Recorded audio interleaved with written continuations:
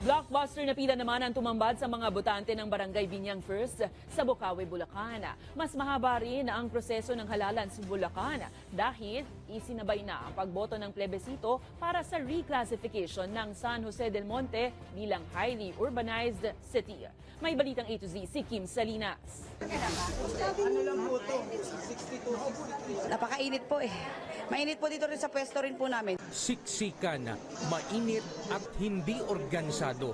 Yan ang mga reklamo ng mga botante ng Barangay Binyang First na pumila para makaboto sa Bunlo Elementary School, Bocaue, Bulacan. Nagpasikot-sikot kasi ang haba ng pila simula second floor hanggang sa unang palapag ng paaralan. Huwag puro yung senior lang. Dapat yung dito rin sa amin kasi nakapila rin kami. Nahihirapan din po kami kasi mainit. Reklamo ng mga botante kung mahaba ang pila dahil walang naging sistema pagdating sa mga senior citizen. Wala kasing hiwalay na voting precinct para sa mga buntis, PWD at senior kaya tuwing may dumarating, isinisingit sila sa unahan ng mga regular na botante. Sana po iniba po nila yung ng senior tsaka ng mga priority lane. Iba po yung sa talagang para po lahat. Makatapos din ng maaga. Huwag kami ang sisihin na yung talagang nangangasiwa. Hindi ho kami senior. Kung naglagay talaga sila ng line for senior and line for hindi senior, maayos. Huwag nila sisihin ang senior. Kahit ganito ang sistemang maghintay po ng matagal, basta makaboto po. Importante po makaboto po kami. Samantala, iba naman ang naging karanasan ni Subak Representative Brother Eddie Villanueva na bumoto sa parehong paaralan pero para sa Barangay Bunlo. Ikinatuwa ni Brother Eddie ang maayos na takbo ng sistema ng Barangay Bunlo. Habang sang-ayon rin ito na pwede pang i-improve ang sistema ng botohan para sa kanilang kapitbahay na barangay na Binyang First. Maling-mali naman yung walang sistema talaga. Kaya yung mga senior citizen, unahin, dapat siguro may separate lane yun, para yung regular na mga boto hindi magkaroon ng unnecessary delay. Sa kabila naman ng siksikan, natapos ng alas 3 ng hapon ang botohan sa Bunlo Elementary School, yan ay kahit pa isinabay rin sa botohan ng barangay at SK position sa Bulacan ang botohan para sa plebisito para naman sa reclassification ng San Jose del Monte bilang highly urbanized city. Rapat lang na makatipid ang gobyerno na maisabay doon sa regular election yung nasabing plebisito. Sa loobin naman dito ng ama ng bayan ng Bocaue na si Mayor John Villanueva, naniniwala ako na ang San Jose del Monte ay may kakayanan ng tumayo sa sarili nilang paa.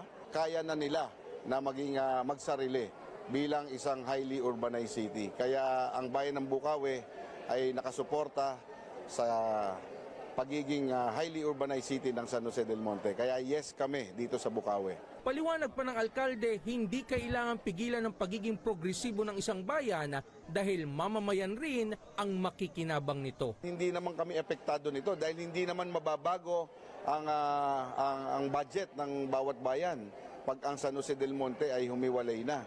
Base naman sa inisyal na pagtataya ng PNP ay naging mapayapa naman ang isinagawang botohan dito sa bayan ng Bocaue. So far, generally peaceful dahil as of now ay wala pa tayo na itala na nag-violate doon sa omnibus election code natin. Napaka-disiplinado yung mga kababayan natin dito sa Bocaue dahil walang nag-violate doon sa mga vote buying na sinasabi natin.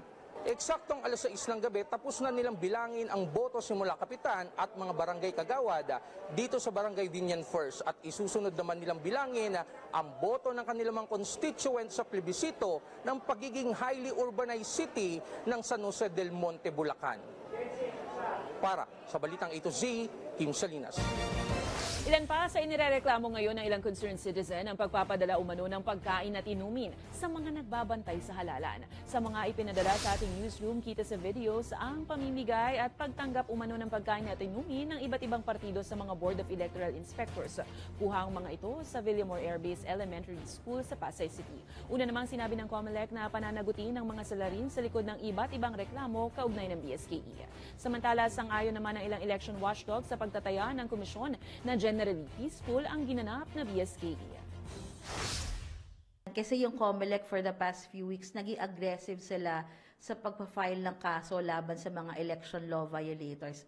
And in fact, may mga kandidato kang na-disqualify for vote buying, for premature campaigning. So, dahil dyan, natakot ang ating mga kandidato at yung kanilang mga supporters na wag masyado maging pasaway.